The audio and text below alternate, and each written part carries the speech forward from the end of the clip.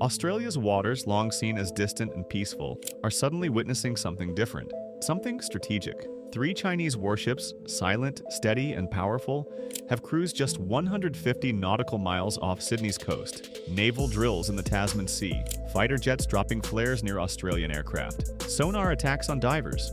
What's happening here? Why is China flexing military muscle this close to Australia? Is it just routine, or is it part of a much bigger geopolitical chess game? In this video, we'll unpack the facts, sift through the tension, and explore what China's growing presence in the Australian Sea really means, not just for Australia, but for the entire Indo-Pacific region and the global economy.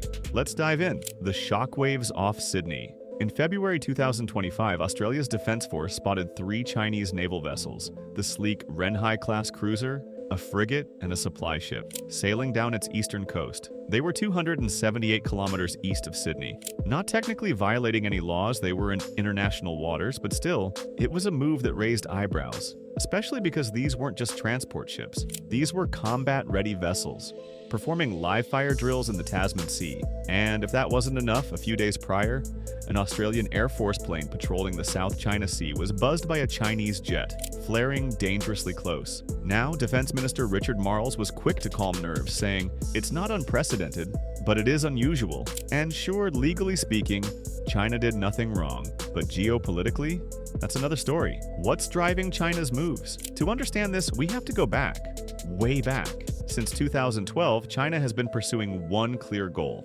become a strong maritime power. That doesn't just mean defending the South China Sea, it means projecting influence globally. Today, China's Navy, the People's Liberation Army Navy, or PLAN, is the largest in the world by number of ships. But raw numbers aren't the point. The real focus is reach, the ability to operate thousands of kilometers from home. That's why drills near Australia matter. That's why this moment is different. The Chinese South Sea Fleet, responsible for much of Beijing's blue water ambitions, had its ships conducting live-fire drills near Australian waters, while the Chinese Air Force intercepted Australian aircraft in international airspace.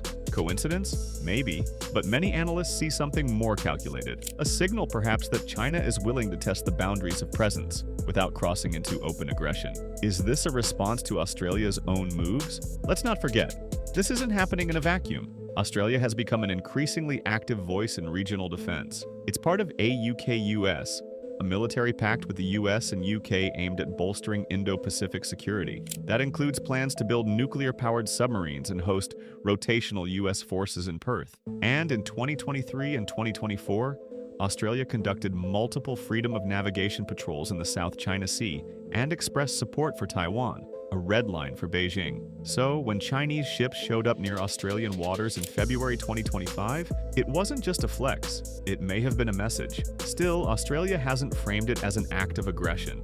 In fact, Richard Marles emphasized transparency, saying, "We want to see strategic reassurance from China.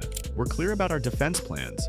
China should be too." That's where the tension lies. It's not about the presence of Chinese ships, it's about the ambiguity of their intent. Strategic ambiguity or strategic pressure. This brings us to one of the biggest concerns voiced at the Shangri-La Dialogue, Asia's top defense summit held in Singapore. Marles called out China's military buildup as the most dramatic since World War II. And while Australia acknowledges China's right to grow its military, it wants clarity. Why this much power this fast?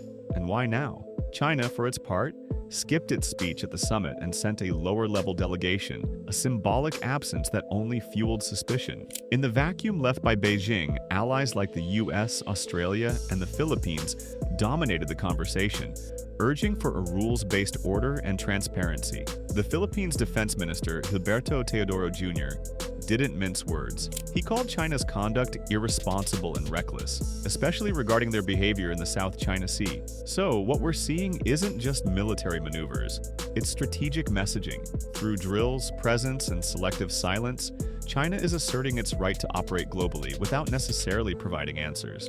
The Taiwan factor. Of course, any discussion about China's military expansion would be incomplete without Taiwan. US Defense Secretary Pete Hegseth warned of China's imminent threat to Taiwan, comparing it to the situation in Ukraine. French President Macron echoed those sentiments. Beijing responded furiously, calling the comparison unacceptable, and Taiwan a purely internal matter. The implication here?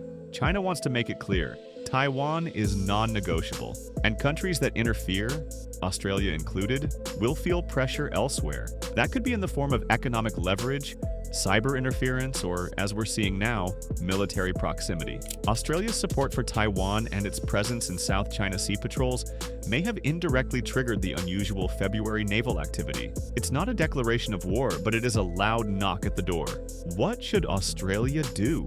So, how should Australia respond? With caution, but without fear. The goal isn't to provoke or retreat, but to communicate clearly, stay transparent, and engage regional allies. Australia's ongoing participation in forums like the Shangri-La Dialogue and its recent defense strategic dialogue with Beijing suggests that cooler heads are prevailing, at least for now.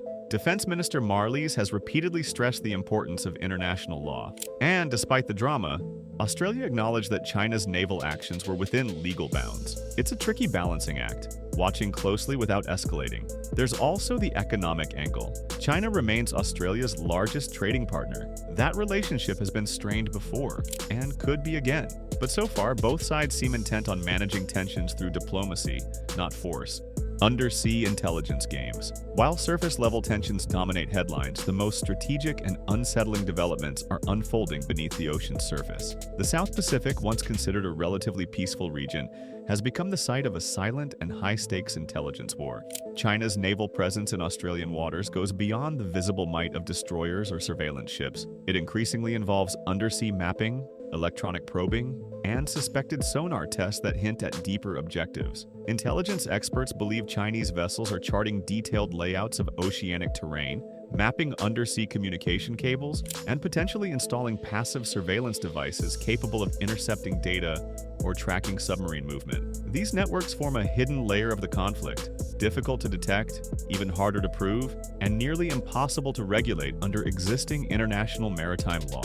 Australia's submarine fleet relies heavily on stealth and secrecy, but even a single undersea microphone, disguised and placed at the right depth, could compromise months of operations. The stakes grow higher when one considers Australia's role as a Five Eyes intelligence partner. Chinese undersea surveillance doesn't just threaten Australian naval missions, it could tap into broader Western communication routes. Yet, countering these activities is complex. The role of artificial islands and stepping stones. China's military strategy isn't only expanding through visible fleets, it's also spreading through geography itself. In the South China Sea, Beijing has famously transformed coral reefs into fortified artificial islands, equipped with radar towers, aircraft runways, missile installations, and deep-water ports. These man-made structures act as permanent military bases, extending China's strategic reach far beyond its coast. But now, this same expansionist blueprint is edging dangerously closer to Australia. Recent diplomatic overtures and financial deals between China and several Pacific Island nations, such as the Solomon Islands, Kiribati, and Vanuatu, have raised serious concerns in Canberra. On the surface, these deals offer economic aid, infrastructure development, and maritime cooperation.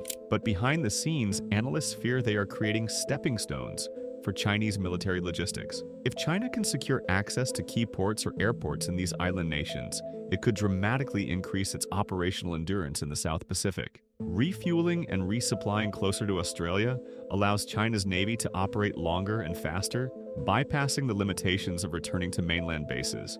Cyber backdoors and dual-use infrastructure. While traditional military threats like warships and fighter jets are easier to spot, a quieter and potentially more damaging front is emerging: cyberspace. Over the past decade, China has steadily expanded its influence in Australia not just through diplomacy or economic investments, but through technology infrastructure that straddles the line between civilian convenience and military potential. This concept, known as dual-use technology, refers to hardware and software platforms that serve non-threatening purposes, like building 5G networks or upgrading ports, but can also be exploited for surveillance, disruption, or even cyber warfare. In Australia's case, the clearest example was the controversy surrounding Huawei. Initially involved in rolling out 5G services, Huawei was later banned over concerns that its systems could be remotely accessed by the Chinese state. The bigger picture: why this matters for the world. Why should the world care about a few Chinese warships drifting near Sydney's shores? Because they're more than just naval vessels. They are floating statements of geopolitical intent. They represent China's growing confidence, its desire to project power far from home, and its challenge to the existing global order. In a rapidly changing world, symbols like these matter. They tell us where alliances are heading, where tensions are building, and how the balance of power is shifting. Quietly, yet profoundly. The Indo-Pacific is no longer a distant theater of naval strategy. It has become the world's economic and strategic heartbeat. Over 60% of global trade passes through these waters. From the Taiwan Strait to the Coral Sea, what happens here reverberates across continents. A single military standoff or diplomatic fallout could rattle markets, trigger supply chain chaos, and disrupt tech, oil, and resource flows that the entire world relies on. Australia, sitting between East and West, finds itself not just as a regional player, but as a global frontline. Its response, its alliances, and its resilience are signals the world watches closely. Because this isn't about war, it's about warning signs, and the world would be wise to pay attention before it's too late. Conclusion. So, is China about to launch an invasion from Australian waters? Unlikely. Is this a strategic test? Almost certainly. What's clear is that the days of passive waters are over. Australia is adapting, China is expanding, and the world is watching. The question now is not whether China can project power near Australia, it's whether it should, and how countries respond without lighting the fuse of conflict. If we've learned anything from February's events, it's this: presence matters, but so does restraint. Thanks for watching. If you found this video insightful, don't forget to like, share, and subscribe for more deep dives into geopolitics, defense, and how it all ties back to global finance in your world. Let me know in the comments, do you think China's naval presence is a real threat, or a power move that's more symbolic than strategic? Until next time, stay informed, stay sharp.